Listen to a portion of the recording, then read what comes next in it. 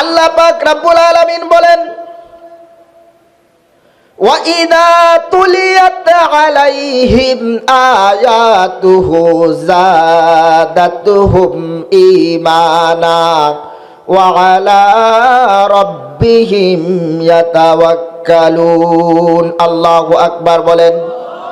আল্লাহ পাক রব্বুল আলামিন বলছেন, যখন কোরআনে পাক তেলাওয়াত করা হয়, কোরআনে তাফসীর পেশ করা হয়, ওয়াজ নসিহত করা হয়, তখন মানুষের আমি মুমিন বান্দাদেরকে ঈমান বাড়িয়ে দিতে থাকি। সুবহানাল্লাহ বলেন। বাড়াতে বাড়াতে এমন পর্যায়ে মুমিনদের এমন পর্যায়ে তাদের ঈমান চলে যায়, দুনিয়ার আরো কারো কাছেই সে মাথা নত করে না, একমাত্র আমি আল্লাহর উপরেই ভরসা করে। বলেন সুবহানাল্লাহ। আলহামদুলিল্লাহ আলহামদুলিল্লাহ নাহমাদুহু ওয়া নাস্তাঈনুহু ওয়া নাস্তাগফিরুহু ওয়া নাউযু বিল্লাহি মিন শুরুরি আনফুসিনা ওয়া মিন সাইয়্যাতি আমালিনা মান ইয়াহদিহিল্লাহু ফালা মুদিল্লা লাহু ওয়া মান ইউদ্লিলহু ফালা হাদিয়া লাহু। نشهد أن لا إله إلا الله وحده لا شريك له نشهد أن سيدنا وسندنا وحبيبنا وطبيب قلوبنا وأولانا ومولانا محمدا عبده ورسوله الذي أرسل إلى الناس كافة بشيرا ونذيرا وداعيا إلى الله بإذنه وسراجا وقمرا منيرا أما بعد فأعوذ بالله من الشيطان الرجيم بسم الله الرحمن الرحيم قل إن كنتم تحبون الله فاتبعوني يحببكم الله ويغفر لكم ذنوبكم والله غفور رحيم وقال رسول الله صلى الله عليه وسلم من أحب سنتي فقد أحبني ومن أحبني كان معي في الجنة أو كما قال عليه الصلاة والسلام وقال تعالى في شان حبيبه إن الله وملائكته يصلون على النبي يا أيها الذين آمنوا صلوا عليه وسلموا تسليما আমরা প্রত্যেকেই দরুদ ইব্রাহিম পাঠ করি। اللهم صل على محمد وعلى آل محمد كما صليت على إبراهيم وعلى آل إبراهيم إنك حميد مجيد اللهم بارك على محمد وعلى آل محمد كما باركت على إبراهيم وعلى آل إبراهيم إنك حميد مجيد لا إله إلا الله لا إله إلا الله لا إله إلا الله লা ইলাহা ইল্লাল্লাহু মুহাম্মাদুর রাসূলুল্লাহ সাল্লাল্লাহু আলাইহি ওয়াসাল্লাম। মিসবাহুল উলুম রওজাতুল জান্নাত হাফিজিয়া কওমি মহিলা মাদ্রাসার উদ্যোগে আজকের এই ওয়াজ মাহফিলের সম্মানিত সভাপতি, হযরত উলামা সহ সভাপতি এবং প্রধান বক্তা এবং আমন্ত্রিত ওলামায়ে কেরাম সহ আমার সম্মুখপানে বসা বুড়া বাবারা, যুবক ভাইয়েরা, পর্দার অন্তরালে আমার শ্রদ্ধেয়া সম্মানিতা মা ও বোনেরা, আসুন আমরা সর্বপ্রথমই আল্লাহ পাক রব্বুল আলামিনের দরবারে অসংখ্য অগণিত শুকর আদায় করছি, যিনি আমাদেরকে অত্যন্ত দয়া করে মায়া করে আমাদের হায়াতকে দীর্ঘায়িত করে এখন পর্যন্ত সুস্থ এবং সবল রেখে মহাগ্রন্থ আল কোরআনুল কারীমের অনুষ্ঠানে আসার বসার সৌভাগ্য দান করেছেন। সেই মনিবের দরবারে আমরা শুকরগুজার হচ্ছি, সকলেই বলছি আলহামদুলিল্লাহ। আরো আওয়াজ দিয়ে বলি আলহামদুলিল্লাহ। আজকের এই অনুষ্ঠান হতে পেরে আপনারা খুশি না বেজার? এই অনুষ্ঠান গতকাল ছিল, আগামীকাল হবে, তাহলে এটা আমাদের জন্য সৌভাগ্য না? কারণ আজকের এই অনুষ্ঠান এমন একটা অনুষ্ঠান, যেই অনুষ্ঠানে আসার পরে আল্লাহর পক্ষ থেকে সরাসরি সাকিনা নাজিল হয়। বলেন সুবহানাল্লাহ। এই ব্যাপারে একটা হাদিস শোনাই। আম্মাদার আয়েশা রাদিয়াল্লাহু তাআলা আনহা থেকে হাদিসটি বর্ণিত। আল্লাহর হাবিব সাল্লাল্লাহু আলাইহি ওয়াসাল্লাম মক্কা আর দূরে মদিনায় সাহাবায়ে কেরামদেরকে কোরআনের তালিম দিচ্ছিলেন। কিসের তালিম? কোরআনের তালিম দিচ্ছিলেন। এই অবস্থায় আম্মাদান আয়েশা রাদিয়াল্লাহু তাআলা আনহা তিনি দেখতে পেলেন যেখানে আল্লাহর হাবিব সাল্লাল্লাহু আলাইহি ওয়াসাল্লাম সাহাবায়ে কেরামদেরকে কোরআনের তালিম দিচ্ছেন, সেখানে যেন মুষলধারে বৃষ্টি হচ্ছে। এই ভেবে আল্লাহর হাবিব সাল্লাল্লাহু আলাইহি ওয়াসাল্লামকে ভাবলেন যে তিনি হয়তো ভিজে গেছেন, কাপড়গুলি আসা মাত্রই চেঞ্জ করবেন। আম্মাদান আয়েশা রাদিয়াল্লাহু তাআলা আনহা একটি তোয়ালে আর একটি রুমাল নিয়ে দাঁড়িয়ে আছেন, কারণ আসা মাত্রই কাপড়গুলি চেঞ্জ করবেন। যখন হুজরার কাছাকাছি চলে আসলেন, তখন আল্লাহর হাবিব সাল্লাল্লাহু আলাইহি ওয়াসাল্লামকে বললেন, ইয়া রাসূলুল্লাহ, আপনি যেখানে সাহাবায়ে কেরামদেরকে কোরআনের তালিম দিচ্ছিলেন, আমি নিজ চোখে দেখতে পেলাম সেখানে যেন মুষলধারে বৃষ্টি হচ্ছিল। আল্লাহর হাবিব সাল্লাল্লাহু আলাইহি ওয়াসাল্লাম বললেন, হে আয়েশা, আসলে তুমি যেটা দেখেছিলে এটা দুনিয়ার কোনো বৃষ্টি ছিল না রে আয়েশা, এটা ছিল আল্লাহর পক্ষ থেকে সরাসরি বৃষ্টির মতো সাকিনা নাজিল হয়েছিল। বলেন সুবহানাল্লাহ। তাহলে আজকের এই অনুষ্ঠানে আসতে পেরে আপনারা খুশি না বেজার? আল্লাহ পাক রব্বুল আলামিন বলছেন, এই যে আমরা আজকে একত্রিত হয়েছি, এটা কোনো সামাজিকতার কারণে একত্রিত হই নাই, একমাত্র কোরআনকে ভালোবাসার জন্য একত্রিত হয়েছি। কথা বলেন ঠিক কিনা? এখানে আমরা এসেছি কোনো রাজনৈতিক ফায়দা হাসিল করার জন্য নয়, দুনিয়াবি কোনো ফায়দা হাসিল করার জন্য নয়। এখানে এসেছি সরাসরি আল্লাহর পক্ষ থেকে। এখানে সাকিনা নাজিল হয়, আর কোরআনকে ভালোবাসার জন্যে প্রচন্ড শীতকে অপেক্ষা করে আমরা কোরআনের মাহফিলে এসেছি। কথা বলেন ঠিক কিনা? কারণ কোরআন শুনলে মানুষের ঈমান বৃদ্ধি পায়। বলেন সুবহানাল্লাহ। আল্লাহ পাক রব্বুল আলামিন বলেন, وَإِذَا تُلِيَتْ عَلَيْهِمْ آيَاتُهُ زَادَتْهُمْ إِيمَانًا وَعَلَى رَبِّهِمْ يَتَوَكَّلُونَ। আল্লাহু আকবার বলেন।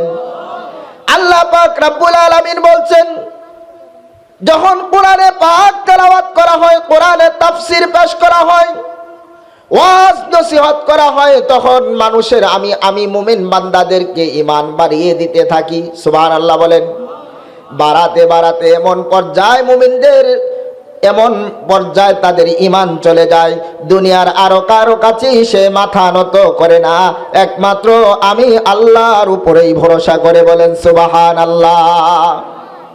কোরআন পড়লে মানুষের ঈমান বৃদ্ধি পায়, কলবের মধ্যে, দিলের মধ্যে একটা ভীতি সন্ত্রস্ত হয়ে যায় যে আমি যা করেছি ভুল করেছি, আজকে এখান থেকেই আমাকে সংশোধন হতে হবে। কথা বলেন ঠিক কিনা? আব্দুল্লাহ বিন মুবারক রহমাতুল্লাহি আলাইহির একটা ঘটনা শোনাই। আব্দুল্লাহ বিন মুবারক রহমাতুল্লাহি আলাইহি তিনি ছিলেন জামানার সবচেয়ে বড় আলেম ছিলেন। অন্যান্য আলেমেরা বলতেন যদি আব্দুল্লাহ বিন মুবারক কোনো অনুষ্ঠানে অংশগ্রহণ করতেন তাহলে অন্যান্য আলেমরা বলতেন আজকের এই অনুষ্ঠানে আমাদের জন্য যেন চাঁদ উদয় হয়েছে। বলেন সুবহানাল্লাহ। তাহলে কত বড় আলেম ছিলেন আব্দুল্লাহ বিন মুবারক রহমাতুল্লাহি আলাইহি। তিনি ইন্তেকাল করলেন। তৎকালীন জামানার এক বুজুর্গ, অনেক বড় আলেম, তিনি স্বপ্নে দেখেন আব্দুল্লাহ বিন মুবারক সে আল্লাহর তৈরি জান্নাতে সে ঘোরাফেরা করে। সুবহানাল্লাহ। আসতে বলেন সুবহানাল্লাহ। স্বপ্নের মধ্যে বলতে লাগলো, রে আব্দুল্লাহ বিন মুবারক, দুনিয়াতে তুমি যেমন করে আমল করেছিলে, যেমন করে আল্লাহর ইবাদত করেছিলে, ইবাদত অনুযায়ী আল্লাহ তোমাকে বড় একটা জান্নাত দান করছেন। তখন আব্দুল্লাহ বিন মুবারক রহমাতুল্লাহি আলাইহি তিনি বলতে লাগলেন, না না, আমি তো বড় জান্নাত পাই নাই, আমার বাড়ির পাশের কামার বেড়া আমার চাইতে আরো অনেক বড় জান্নাত পেয়েছে। বলেন সুবহানাল্লাহ। তখন এই লোকের হঠাৎ ঘুম ভেঙে গেল। ঘুম ভেঙে যাওয়ার পরে তিনি অস্থির, কি দেখলাম? আব্দুল্লাহ বিন মুবারক তিনি জামানার সবচেয়ে বড় একজন আলেম, আর এত পরিমাণে ইবাদত করতেন, আর তিনি বলতে লাগলেন যে আমার বাড়ির পাশের কামার বেড়া সেই ব্যক্তিটা আমার চাইতে আরো বড় জান্নাত পাইছে। তখন এই তত্ত্ব উদ্ঘাটন করার জন্যে তিনি বাড়িতে চলে গেলেন, কামার বেড়ার বাড়িতে। বাড়িতে গিয়ে তার স্ত্রীকে বলে, বোন, তোমার কাছে আমি কিছু তথ্য নিতে এসেছি, কিছু তথ্য দিবা, পর্দার আড়ালে থেকেও আমাকে কিছু তথ্য দিবানি। সবচেয়ে খবর কে জানেন? স্ত্রী জানে না? আপনার আমার খবর স্ত্রী চাইতে ভালোবেসে কেউ জানে না। সে আল্লাহর ওলি বাড়িতে গিয়ে যাওয়ার পরে সেখানে বলতে লাগলো, রে বোন, আমাকে কিছু তথ্য দিবা, পর্দার আড়ালে থেকেও আমাকে কিছু তথ্য দিবা। তোমার স্বামী এমন কি কাজ করেছিল যে কাজের কারণে আল্লাহ তাআলা তাকে বড় একটা জান্নাত দিতে পারে? তার স্ত্রী বলতে লাগলো, আমার স্বামী ছিল গণ্ডমূর্খ, তার মধ্যে ইলম কালাম ছিল না, কিন্তু তার কাছে আমি দুইটা জিনিস নজর করে পেয়েছি। যখনই সে সারাদিন প্রচন্ড গরমের ভিতরে যখন ঘরে থাকা যেত না, তখন তিনি আফসোস করতেন আমার বাড়ির পাশের আব্দুল্লাহ বিন মুবারক সে ছাদের উপরে বসে সারা রাত সে ইবাদতের মধ্যে কাটিয়ে দেয়, কিন্তু আমি তো আগুনের পারে বসে বসে জীবিকার অর্জন করার জন্য আমি ব্যস্ত হয়ে পড়েছি। সে খুব আফসোস করত, আমার বাড়ির পাশে অনেক বড় আলেম, আর বলতো, আল্লাহ তোমার কি আজব বন্টন রে, আল্লাহ একজনকে ছাদের উপরে বসে ইবাদত করার সুযোগ দিছো, আর আমি প্রচন্ড গরমের ভিতরে আমি লোহা পিটাচ্ছি জীবিকা অর্জন করার জন্যে। তাকে তুমি ইলম দান করেছো, আবার পাশাপাশি তাকে সচ্ছলতা দান করেছো। আমাকেও যদি আব্দুল্লাহ বিন মুবারকের মতো বানাইতা, তাহলে আমি কিন্তু আগুনের পারে বসার লোক ছিলাম না, আমিও তোমার ইবাদতে সারা রাত কাটিয়ে দিতাম। বলেন সুবহানাল্লাহ। খুব আফসোস করতেন।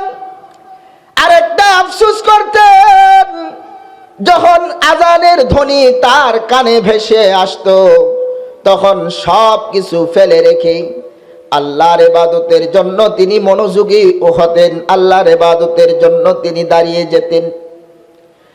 যখন আযানের কানের ধ্বনি তার কানে ভেসে আসতো, লোহার হাতুড়িটা উপরে উঠাইছে, সামনের দিকে মারবে, এই মুহূর্তে আযানের ধ্বনি তার কানে ভেসে আসছে। সামনের দিকে সে হাতুড়িটাকে ফেলে দেয় নাই, পিছন দিক থেকে ফেলে দিয়েছে। আর আল্লাহ তাআলার কাছে দোয়া করে, আল্লাহ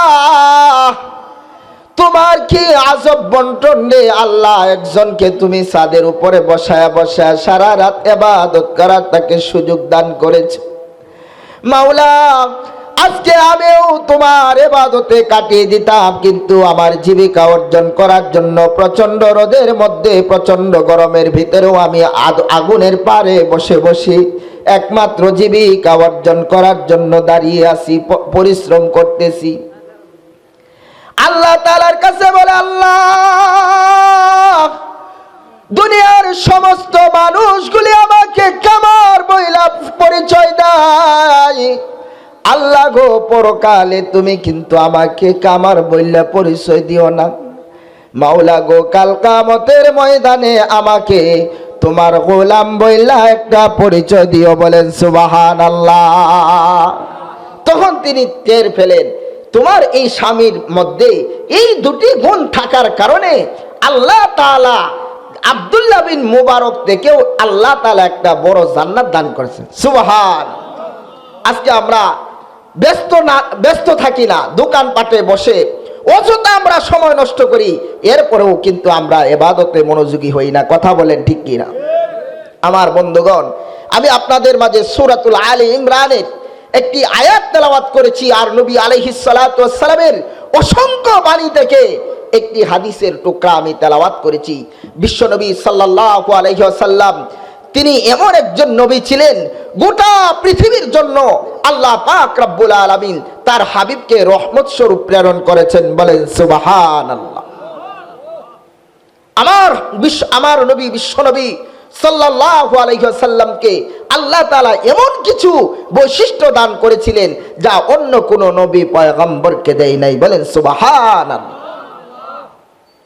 আল্লাহর হাবিব সাল্লাল্লাহু আলাইহি ওয়াসাল্লাম বলেছেন, হুব্বি নবিয়্যিকুম ওয়া আলি বাইতিহি ওয়া তিলাওয়াতিল কুরআন। ও দুনিয়ার মানুষ, তোমার সন্তান হওয়ার সাথে সাথে যখন সন্তান সে আস্তে আস্তে কথা বলা শিখে, তখন আস্তে আস্তে তার বুঝ পয়দা হয়, তখন তুমি তোমার সন্তানকে তোমার নবীর পরিচয় করায়া দিবা। নবীর পরিচয় করাইতে হবে, ভালোবাসা শিক্ষা দিতে হবে। ও আলি বাইতিহি, আমার পরিবার বংশধরদের ভালোবাসা শিক্ষা দাও। ও তিলাওয়াতিল কুরআন, এবং তাদেরকে কোরআন শিক্ষা দাও। আজকে আমাদের সন্তানদেরকে কোরআন শিক্ষা দেই না। আমার নবী বিশ্বনবী সাল্লাল্লাহু আলাইহি ওয়াসাল্লাম তিনি বলেছেন, আউয়ালু ফিল খালকি বাইতিহি। আল্লাহ নবী সাল্লাল্লাহু আলাইহি ওয়াসাল্লামকে আল্লাহ পাক রব্বুল আলামিন সৃষ্টির সর্বপ্রথম সৃষ্টি করেছেন, কিন্তু আগমনের দিক থেকে সর্বশেষে আমাদের নবী সাল্লাল্লাহু আলাইহি ওয়াসাল্লামকে সর্বশেষে আগমন ঘটিয়েছেন। কথা বলেন ঠিক কি না? আমাদের বিশ্বনবী সাল্লাল্লাহু আলাইহি ওয়াসাল্লাম আল্লাহ পাক রব্বুল আলামিন তার হাবিবকে এমন কিছু বৈশিষ্ট্য দান করেছিলেন যা অন্য কোন নবী পয়গম্বরকে এতগুলি বৈশিষ্ট্য দান করেন নাই। আল্লাহ পাক রব্বুল আলামিন বলেন, আমি আমার হাবিবকে গোটা পৃথিবীর জন্য রহমত স্বরূপ প্রেরণ করেছি, বলেন সুবহানাল্লাহ।